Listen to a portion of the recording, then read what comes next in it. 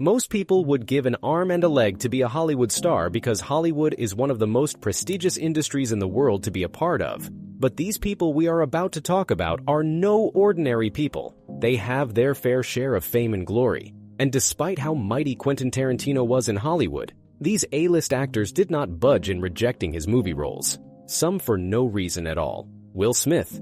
The charismatic Will Smith was the only guy that Quentin Tarantino had in mind for the starring role as he began preparing for his 2012 hit, Django Unchained. He had no idea that a brutal rejection was around the corner.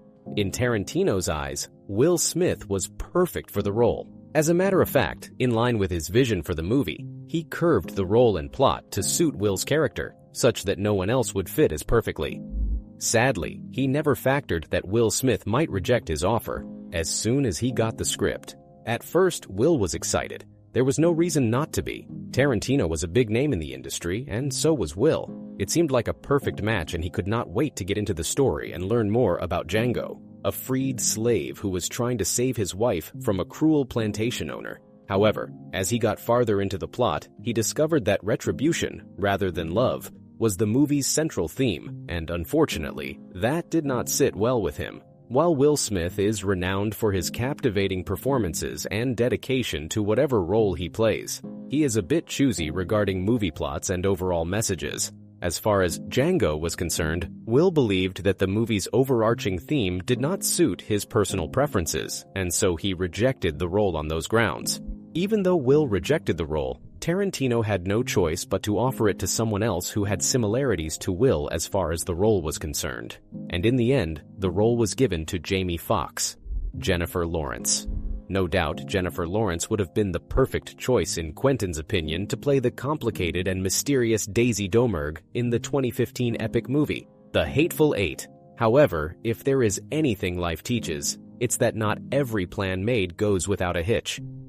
When Tarantino reached out to her to offer the role, Jennifer Lawrence's schedule was quite tight at the time because she was involved in a flurry of production commitments for several different movies, some of them at the same time. Quentin was not surprised when Jennifer turned down the part. It was only reasonable that she would need to prioritize her current obligations given her busy job. Even though they may have lost the chance to work together on The Hateful Eight, Quentin always respects actors' choices and is aware of the demands of their line of work. On the bright side, the role was offered to another Jennifer Jason Leigh, and her performance in the movie was so outstanding, she was nominated for the Academy Awards for Best Supporting Actress, Adam Sandler. When Inglourious Basterds was published in 2009, it not only received positive reviews from the general audience, but also earned a reputation as one of Quentin Tarantino's finest works. However, not many people knew that the role of the Bear Jew was written specifically for Adam Sandler. The majority of people might not be aware, though, that Tarantino considered Adam Sandler for one of the movie's pivotal roles. In the combat drama Inglourious Basterds from 2009, Adam was in Quentin's mind as Donnie Donowitz, a fierce and fearless bastard who was part of a group of Jewish American warriors out to wreak havoc on the Nazis during World War II.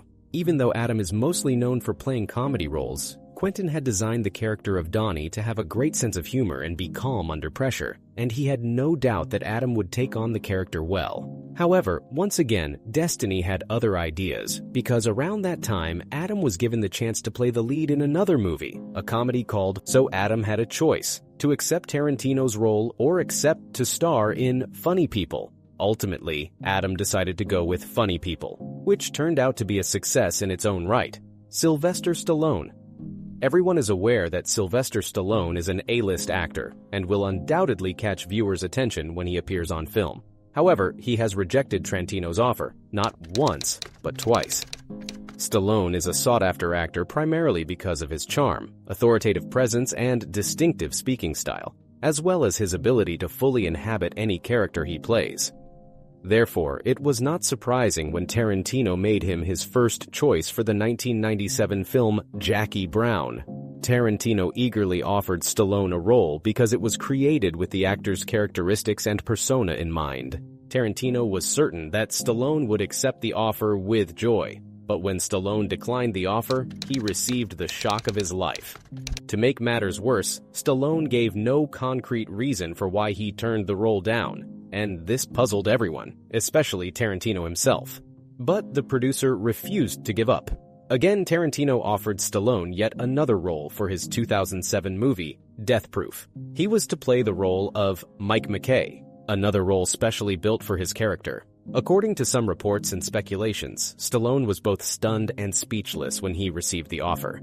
He was not expecting the great Tarantino to offer him another role after turning down the last one for no apparent reason. However, again, Stallone turned down the role, and this time, Tarantino was the one that was speechless. This caused a lot of rumors to fly around as to why Stallone kept rejecting Tarantino's roles. Some say it was personal and for reasons best known to the actor, Warren Beatty. Kill Bill was no doubt one of the epic movies from Quentin Tarantino, but what most people may not realize is that in the early 2000s, when Quentin had written the movie, as always, he already knew the actor he wanted to play the role of Bill. It was none other than Warren Beatty. And so, without hesitation, Tarantino offered Warren the role. And when he got the actor's response, it was an outright rejection.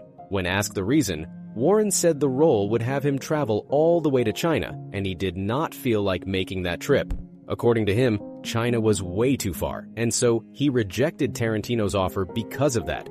However, Quentin is a resourceful person and not one to give up. He was not going to let this setback thwart his vision for Kill Bill. Instead, he chose to modify the character of Bill to suit the strengths of the next actor in line, making sure the essence of the character remained intact. In the end, the role of Bill was brilliantly brought to life by David Carradine, whose portrayal added a distinct flavor to the character, Max Julien. When Tarantino began casting the 1994 hit movie Pulp Fiction, Marcellus Wallace was the ideal choice for Max Julien. As a result, Max received the job offer without any doubt, but things didn't go as planned. Max claims that when he first received the offer, he was overjoyed and hastened to read the screenplay. It seemed excellent thus far. Nothing was wrong, and Tarantino was already giddy with excitement about casting the ideal actor for the part. However, as Max studied the script more carefully, he discovered something that would upend his future collaboration with Tarantino. He claimed that he found one scene in the screenplay that he did not feel quite at ease with. He called the sequence disturbing, and as a result, he turned down the part. After hearing the news, many people questioned whether turning down a job that the legendary Quentin Tarantino had offered for just one scene was the right move.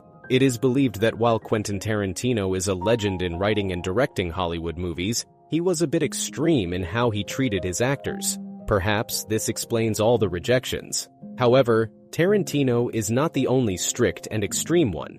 Click this video to see all the rules Christopher Nolan's actors have to follow to be on his set.